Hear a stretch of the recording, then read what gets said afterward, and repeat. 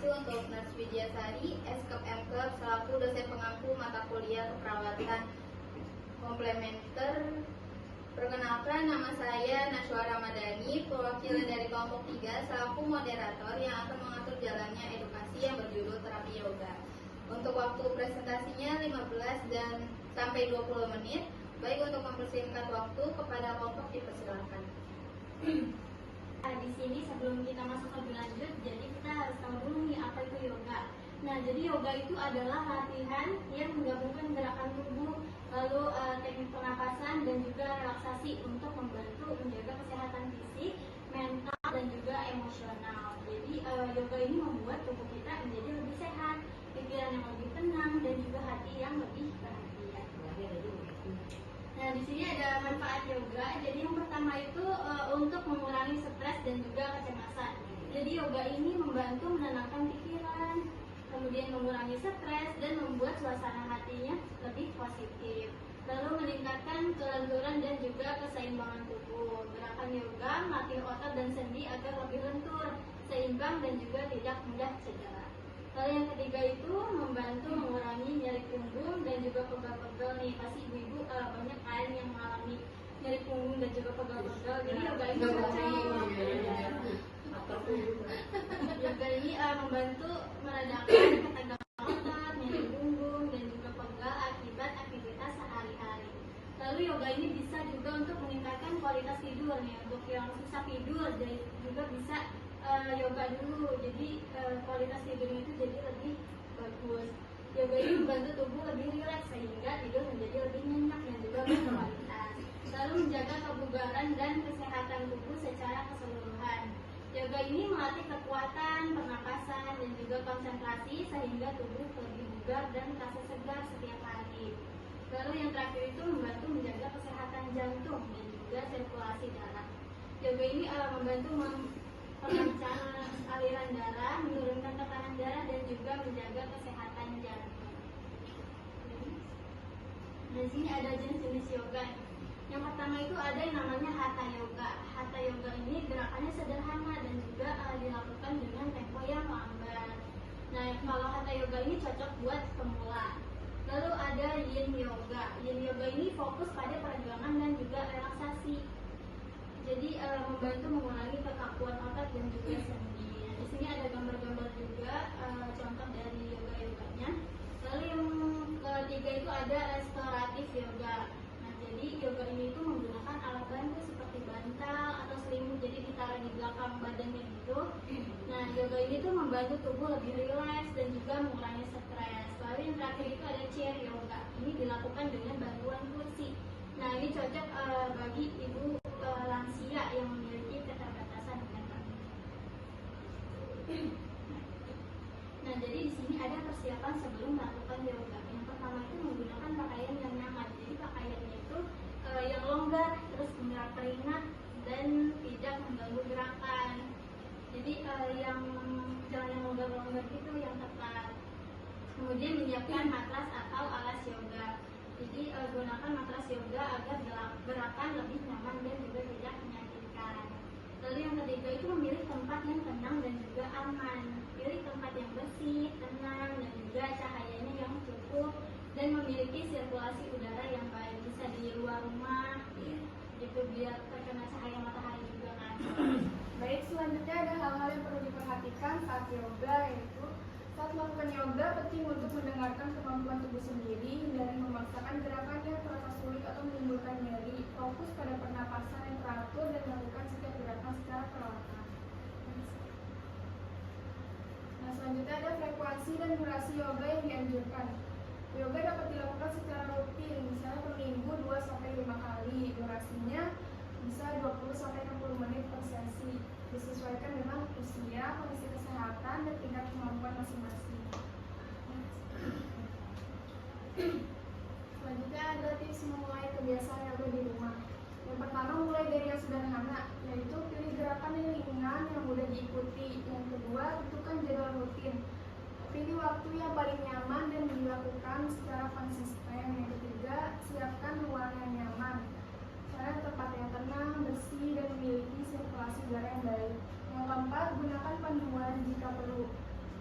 misalnya seperti video yoga atau panduan terpercaya agar gerakan lebih tepat dan aman.